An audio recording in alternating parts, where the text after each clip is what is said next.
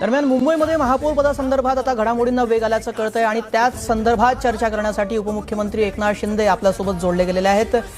एकनाथ शिंदेजी, आता सध्या महापौर पदाबाबत वेगवेगळ्या घडामोडी सुरू आहेत, तुमच्याकडून हॉटेल पॉलिटिक्स केलं जात आहे असं समजतंय। काय भीती आहे तुम्हाला? नगरसेवक डांबून ठेवावे लागतात असा विरोधकांचा आरोप आहे। भीती आम्हाला नाही, भीती त्या समोरच्या लोकांना आहे। त्यांनी त्यांची काळजी करावी त्या नगरसेवकांची। आम्ही नवीन निवडून आले लोक, त्यांचं मार्गदर्शन आणि त्या सगळ्या गोष्टीच्या बैठकांसाठी इकडे त्यांची बैठक ठेवली होती, बैठकही घेतली। आता गट फॉर्मेशन होईल आणि ते आपल्या आपल्या घरी जातील। त्यामुळे मुंबईमध्ये महापौर भाजपा शिवसेनेचा होईल, महायुतीचा होईल आणि आम्हाला मॅन्डेट महायुतीला लोकांनी दिलेला आहे।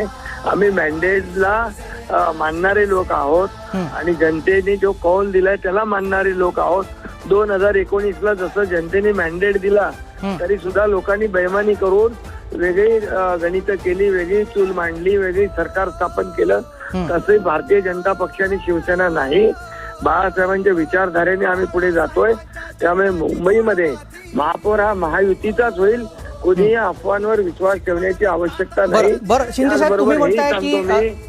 सांगतो मुंबई, ठाणे, कल्याण डोंबिवली, उल्हासनगर, भिवंडी, MMR मध्ये आणि जिथं जिथं काही किरकोळ जागा सोडल्या, किरकोळ महापालिका, तर सगळीकडे महायुतीचाच महापौर होणार आहे। बरं, मुंबईमध्ये स्पेसिफिकली महापौर कोणाचा होणार आहे? शिवसेनेचा होणार की भाजपचा?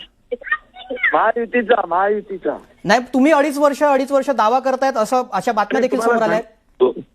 तुम्हीच प्रश्न विचारताय, तुम्हीच उत्तर देताय। कुठल्याही अफवांवर विश्वास ठेवण्याची आवश्यकता नाही। महापौर हा महायुतीचा होईल, मॅन्डेट महायुतीला दिलेला आहे आणि त्याचा सन्मान करणारे, आदर करणारे आम्ही आहोत। बरं, आणि विकासाच्या मुद्द्यावर आम्ही निवडणूक ही लढवलेली आहे। बरं,